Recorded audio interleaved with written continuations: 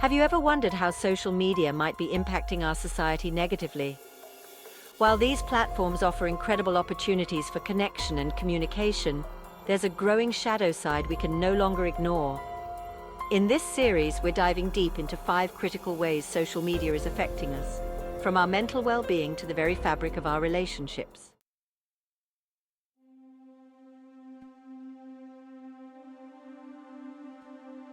Let's talk about something that should matter to all of us, our mental well-being. See, we're biologically wired for connection, for belonging. It's in our nature to seek out tribes, communities where we feel seen and valued. And for millennia, those tribes were built on real, face-to-face interaction, on shared experiences and genuine vulnerability. But now, here comes social media, offering us a virtual buffet of connections. We can scroll through hundreds, thousands of profiles, each presenting a carefully curated highlight reel of someone else's life. And it's in this comparison game, this constant exposure to the seemingly perfect lives of others, where the danger lies. We start to question our own worth, our own accomplishments. The fear of missing out, the dreaded FOMO, creeps in, whispering doubts and anxieties into our minds. We chase likes and comments, seeking validation from strangers. And in doing so, we tie our self-worth to the fickle nature of algorithms and fleeting digital approval. It's a recipe for anxiety, for depression, for a slow but steady erosion of our sense of self. And then there's the issue of cyberbullying. Behind the veil of anonymity, keyboards become weapons, and words, once spoken, can be screenshotted, shared, and used to inflict pain that can linger long after the screen is turned off. The mental and emotional toll of online harassment can be devastating, particularly for young people who are still developing their sense of self. We need to remember that our minds are not invincible. They're not immune to the constant barrage of carefully curated images and carefully crafted narratives. We have to be mindful of the environments we immerse ourselves in, both physically and digitally. Just as we wouldn't willingly expose ourselves to toxins in the air we breathe, we shouldn't expose our minds to environments that foster negativity, comparison, and self-doubt.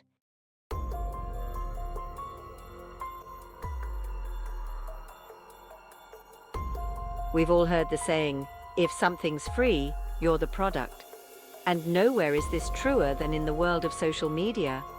These platforms, with their sleek interfaces and endless feeds, they're not charities, they're businesses. And their currency is our data. Every like, every comment, every article we click on, it's all being tracked, analyzed, and used to build a detailed profile of who we are, what we like, what makes us tick. This information is then sold to advertisers, who use it to target us with laser-like precision, feeding us content and products they believe we're most likely to engage with. Now, you might be thinking, so what? I've got nothing to hide. But the issue here isn't just about targeted advertising. It's about the erosion of a fundamental human right, our privacy. It's about the loss of control over our own information and the potential consequences of that information falling into the wrong hands.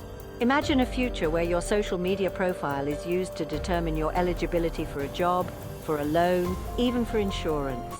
Imagine a world where your every online interaction, no matter how trivial, is scrutinized and used to judge your character, your worthiness. This isn't science fiction, folks. This is the path we're on if we don't start asking tough questions about who has access to our data and how it's being used. We need to be conscious of the digital footprints we're leaving behind. We need to understand the terms and conditions we so readily agree to, and we need to demand greater transparency and control over our own information. Our privacy is not something to be traded away for the convenience of a like button or the allure of a personalized feed. It's a fundamental human right that deserves to be protected.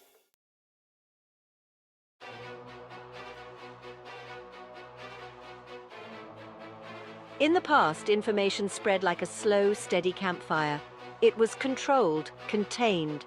But social media has become the wind, whipping these flames of information into a raging wildfire of misinformation.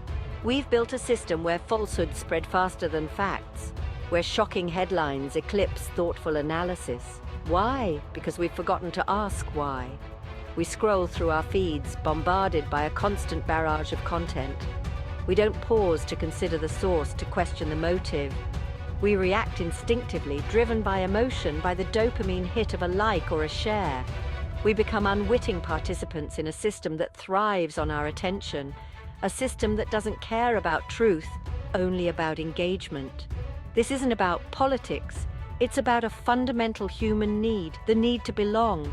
We crave connection, validation, a sense of shared reality, and in our rush to find it, we become vulnerable to manipulation. We latch onto information that confirms our existing beliefs, that reinforces our tribe, even if it's demonstrably false. This confirmation bias, amplified by algorithms designed to keep us scrolling, creates echo chambers of misinformation. We surround ourselves with voices that echo our own, blinding ourselves to alternative perspectives, to critical thinking. The consequences are far-reaching. Trust in traditional media erodes. Public discourse becomes polarized, fueled by anger and outrage. We retreat further into our tribes, suspicious of anyone who dares to question our carefully curated realities. The virus of misinformation doesn't just distort our individual understanding of the world, it weakens the very fabric of our society. It undermines our ability to engage in meaningful dialogue, to find common ground, to solve complex problems together. We must break free from this cycle. We must start asking why.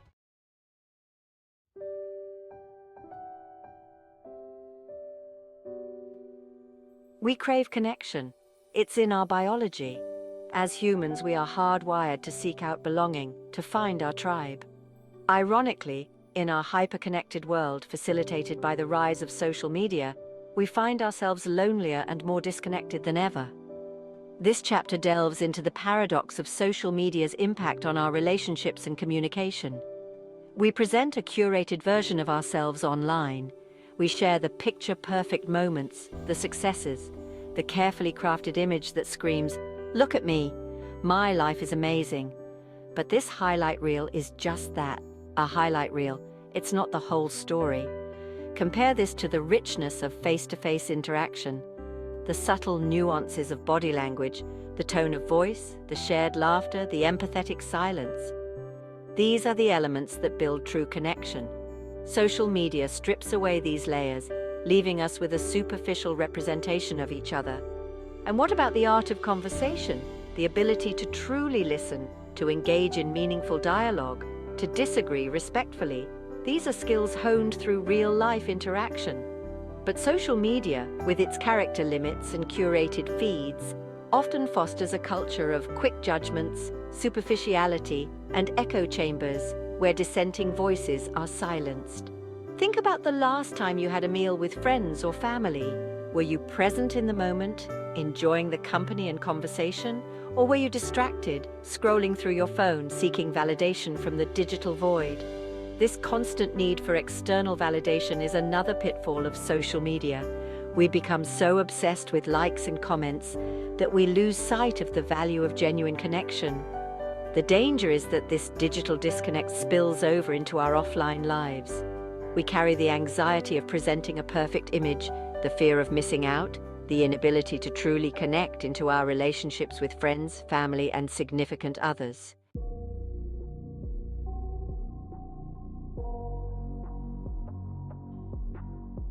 Have you ever found yourself endlessly scrolling through your social media feed, losing track of time, even when you have important things to do? You're not alone. Social media platforms are designed to be addictive. Every notification, every like, every comment triggers a dopamine rush in our brains, keeping us hooked in a cycle of instant gratification. Think about the time you spend on social media every day. Now multiply that by a week, a month, a year. It's astounding how much of our lives can be consumed by these platforms. Time that could be spent pursuing our passions, nurturing relationships, or simply being present in the moment. The algorithms that power these platforms are designed to keep us engaged. They track our every click, every like, every comment, building a profile of our preferences and feeding us a steady stream of content tailored to keep us scrolling. It's a business model built on capturing our attention, and our time is the currency we pay. This constant bombardment of information can also lead to information overload and a shortened attention span. We skim through headlines, rarely taking the time to delve deeper into issues or engage in critical thinking. We become passive consumers of information rather than active participants in our own lives. And what about the impact on our goals and aspirations? How many times have we procrastinated on a task, choosing the instant gratification of social media over the delayed gratification of pursuing our dreams? Social media can become a crutch, a way to avoid the hard work and discomfort of growth and self-improvement. This isn't about demonizing social media. It's about understanding its power and using it consciously. It's about recognizing the signs of addiction, setting healthy boundaries, and reclaiming our time and attention.